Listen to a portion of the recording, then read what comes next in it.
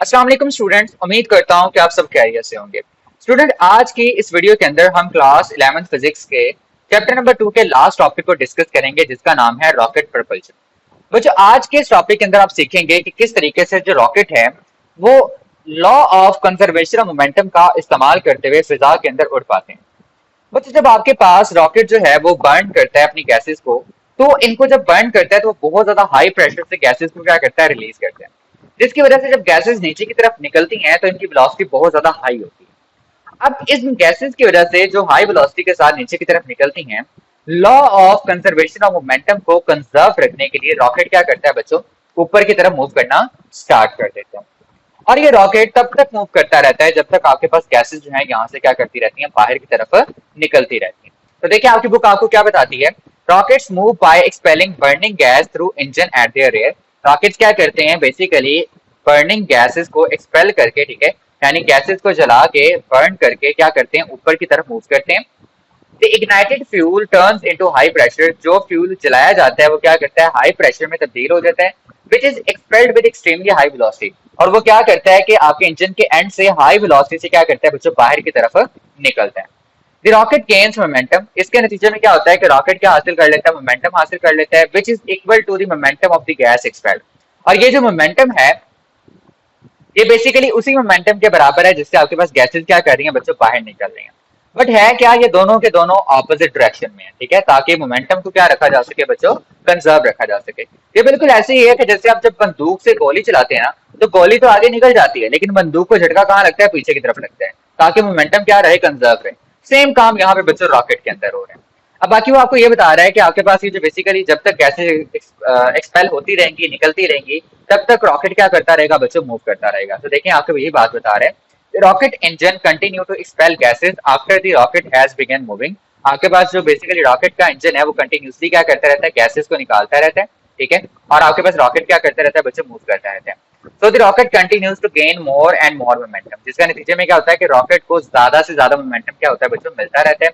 और आपके पास ये तब तक मिलता रहेगा जब तक आपके पास इंजन क्या करता रहेगा बच्चों, ऑपरेट करता रहेगा, इंजन वर्क करता रहेगा। अब हम इसकी सबसे मेन बात की तरफ आते हैं, रॉकेट के फ्यूल की तरफ। रॉकेट का फ्यूल बच्चों बहुत मायने रखता है। क्यों मायने रखता है, उसकी रीजन आप समझते हैं। देखिए, आपके पास किसी भी चीज को जब आपने चलाना होता है ना, जब आप आग लगाते हैं ना, तो आग लग जाने की वजह क्या होती है, एक तो आपके घरों में जो चूल्हा है, ठीक है, उसके अंदर गैस आ रही है, ठीक है, वो गैस आग लगने की मेजर वजह, ठीक है। लेकिन वहां पर एक और रीजन भी है, वो है ऑक्सीजन। ऑक्सीजन क्या करती है, गैस को बर्न करने में हेल्प करती है। अगर ऑक्सीजन नहीं होगी तो आप जितनी मर्जी माचिस की तीलियां जलाते रहें, आपके पास वहां पे आग नहीं जलेगी, ठीक है। तो देखिए, आपके पास सेम काम यहाँ पर होता है। ये आपको मैंने इंजन बनाया हुआ है, ठीक है। इस इंजन में देखें, एक तरफ से फ्यूल आता है और दूसरी तरफ से क्या आती है, ऑक्सीजन आती है, ठीक है। दोनों मिक्स होते हैं, तब आपके पास ये गैसेस बर्न करती हैं और रॉकेट क्या करता है, ऊपर की तरफ मूव करता है। तो देखिए, आपकी बुक आपको बताएगी, a rocket carries it's on fuel in the form of liquid और सॉलिड हाइड्रोजन एंड ऑक्सीजन। आपके पास रॉकेट है वो क्या करता है, अपना खुद का फ्यूल लेके जाता है, किसके फॉर्म के अंदर, लिक्विड और सॉलिड हाइड्रोजन और ऑक्सीजन की फॉर्म के अंदर, ठीक है। It can work at great heights where very little or no air is present. देखिए, वही बात, ये वहां पे काम करता है जहां पर आपके पास बहुत कम हवा जो है वो क्या होती है बच्चों, मौजूद होती है। अब आपके पास जो रॉकेट है बच्चों, ये जो रॉकेट हम बनाते हैं, इसका बेसिकली जो 80% पार्ट होता है ना बच्चों, वो हमारे पास फ्यूल ही होता है।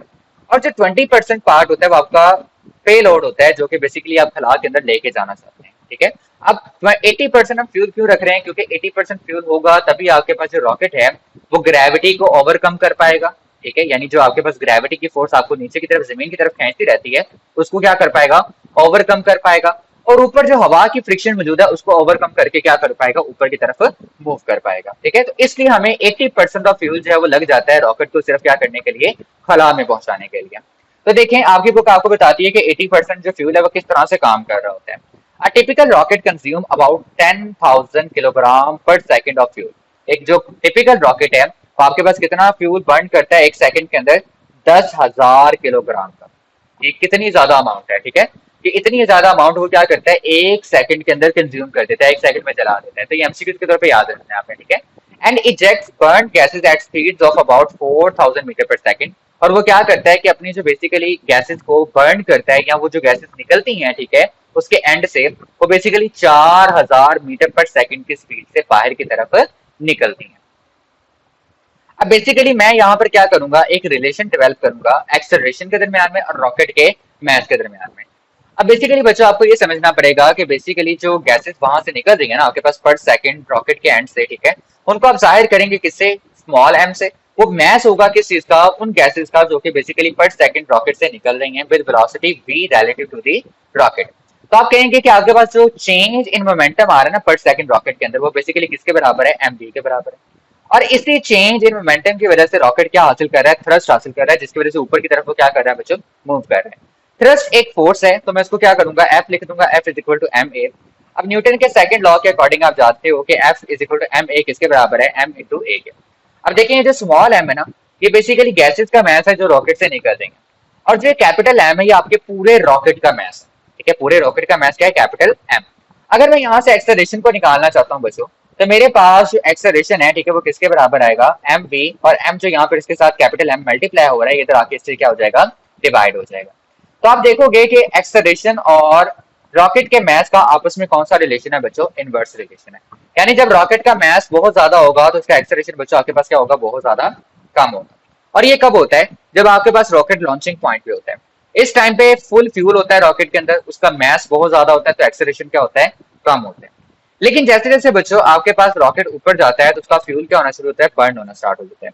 और मिड फ्लाइट के अंदर आपके पास तकरीबन half of the rocket fuel क्या हो जाता है बच्चों, बर्न हो जाता है। यानी आपके पास 40% फ्यूल क्या है, तो बाकी रह जाता है, और 40% फ्यूल क्या करता है, जल जाता है। जिससे रॉकेट का जो मैस है, रॉकेट का मैस क्या हो जाता है बच्चों, कम हो जाता है। और अगर रॉकेट का मैस कम होगा तो इसके नतीजे में क्या होगा, रॉकेट का एक्सेलरेशन क्या करेगा, बढ़ेगा। और जब आप लेट फ्लाइट तक पहुंचते हैं, यानी वहां पर जहां पे आपके पास रॉकेट अपना काफी ज्यादा फ्यूल जो है वो बर्न कर चुका होता है, तो उस टाइम पे रॉकेट क्या करता है, मैक्सिमम एक्सेलरेशन से क्या करता है बच्चों, मूव करता है। यानी जैसे जैसे रॉकेट का मैस या फ्यूल बर्न होता जाएगा, रॉकेट की स्पीड क्या होती जाएगी बच्चों, बढ़ती जाएगी, यानी उसके पास ज्यादा से ज्यादा एक्सेलरेशन जो है वो आता जाएगा। और अगर आप इसको प्लॉट करते हैं, ठीक है, ग्राफ की फॉर्म में, तो आपको नजर आएगा कि ग्राफ कुछ इस तरह से आता है। आप अगर आप में से किसी ने एमडी कैट की तैयारी करनी है तो मैं आपको बता दूं कि बच्चों जब आप दो क्वांटिटीज के दरमियान में इनवर्स रिलेशन का ग्राफ बनाते हैं तो कुछ आपके पास इस तरह का ग्राफ आता है, ठीक है। तो ये आपको दिखा रहा है कि जब आपके पास रॉकेट का मास बहुत ज्यादा था तो उस टाइम पे इसका एक्सेलरेशन देखें कितना कम था। लेकिन जैसे जैसे रॉकेट का मास क्या होता गया, आपके पास कम होता गया, ठीक है, तो एक्सेलरेशन जैसे जैसे मास कम हो रहा है, एक्सेलरेशन क्या करता जा रहा है बच्चों, बढ़ता जा रहा है। देखिए यहाँ पे एक्सेलरेशन मैक्सिमम है, लेकिन इस टाइम पे रॉकेट का मास क्या है, बहुत ज्यादा कम है। ठीक है बच्चों, तो ये बात आपने याद रखनी है, ठीक है। नेक्स्ट मूव करते हैं मल्टी स्टेज रॉकेट की तरफ। ये आपको क्वेश्चन आ सकता है कि हम रॉकेट के अंदर जो मास की प्रॉब्लम है इसको ओवरकम कैसे कर सकते हैं। तो इसका एक हल ये है कि आप क्या करें, मल्टी स्टेज रॉकेट्स का बच्चों क्या करें, इस्तेमाल करें। अब मल्टी स्टेज रॉकेट बच्चों कैसे काम करते हैं इसको देखते हैं। आंसर के आपने ये आंसर देना है कि one way to overcome the problem of fuel mass is to make the rocket from several rocket link together. एक तरीका ये है कि अगर आप मैसेज फ्यूल का जो मास है, ठीक है, उसकी प्रॉब्लम को ओवरकम करना चाहते हैं तो आप रॉकेट को क्या करें बच्चों, मल्टी स्टेज के अंदर बनाएं। अब इस स्टेज में होगा क्या, जैसे देखें ये स्टेज 1 है, आपके पास जो स्टेज 1 का रॉकेट है, ठीक है, वो बर्न करना शुरू करेगा अपने फ्यूल को, रॉकेट को ऊपर लेके जाएगा। जैसे इसका सारा का सारा फ्यूल बच्चों बर्न हो जाएगा ना, आपके पास इस स्टेज को हम क्या कर देंगे, अलहदा कर देंगे। रॉकेट का मास क्या हो गया, कम हो गया। अब रॉकेट क्या करेगा, ज्यादा स्पीड से ऊपर की तरफ जाएगा, ठीक है बच्चों। और उसके बाद स्टेज 2 का फ्यूल बर्न होना स्टार्ट होगा। जब स्टेज फ्यूल का 2 का फ्यूल बर्न हो जाएगा, वो भी क्या हो जाएगी, अलहदा हो जाएगी, ठीक है। और आपके पास क्या होगा कि रॉकेट मजीद जो है वो ज्यादा स्पीड से ऊपर की तरफ हरकत कर पाएगा।